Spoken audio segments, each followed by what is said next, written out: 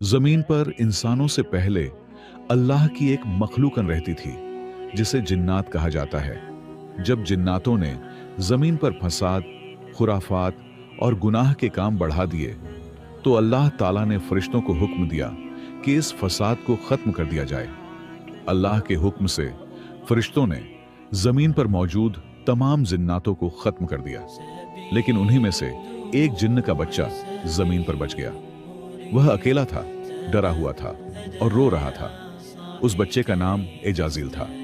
फरिश्तों ने उसका रोना सुना और अल्लाह की बारगाह में अर्ज किया, मौला, जिन्नात का एक बच्चा जमीन पर रो रहा है, आपका क्या हुक्म है? अल्लाह ताला ने फरिश्तों से फरमाया, इसे उठा लाओ और इसे तुम लोग तालीम दो। फरिश्ते एजाजील को उठाकर अर्श पर ले आए और उसे इल्म व तालीम देना शुरू किया। जल्द ही इल्म के मैदान में एजाजिल फरिश्तों से भी आगे निकल गया। यह देखकर फरिश्ते फिर अल्लाह की बारगाह में हाजिर हुए और अर्ज किया, मौला, यह तो हम लोगों से भी ज्यादा इल्म वाला हो गया है। यह सुनकर अल्लाह ताला ने फरिश्तों से फरमाया, अगर ऐसी बात है तो तुम इससे तालीम हासिल करो। एजाजिल के लिए एक खूबसूरत झूला बनाया गया।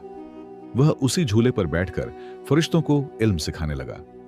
एजाजिल अब मुअल्लिम उल मलकूत यानी फरिश्तों का उस्ताद बन गया। लेकिन अल्लाह की अता की हुई इज्जत पाकर एजाजिल शुक्रगुजार बनने के बजाय घमंडी बन गया। इसी दौरान अल्लाह ताला ने जमीन पर अपना खलीफा बनाने का फैसला किया। खलीफा ए अव्वल यानी हजरत आदम अलैहिस्सलाम को वजूद में लाने के बाद अल्लाह ने फरिश्तों के साथ साथ एजाजिल को भी हजरत आदम को सजदा करने का हुक्म दिया। फरिश्तों ने अल्लाह का हुक्म मानते हुए हजरत आदम को सजदा कर लिया, लेकिन एजाजिल अपने इल्म और इबादत के घमंड में बोला, मैं आग से बना हूं और आदम मिट्टी से बना है। यह कहकर उसने अल्लाह के हुक्म का इनकार कर दिया। इसी नाफरमानी और तकब्बुर की वजह से अल्लाह ताला ने एजाजिल को इब्लीस, शैतान बनाकर अपनी बारगाह से निकाल दिया।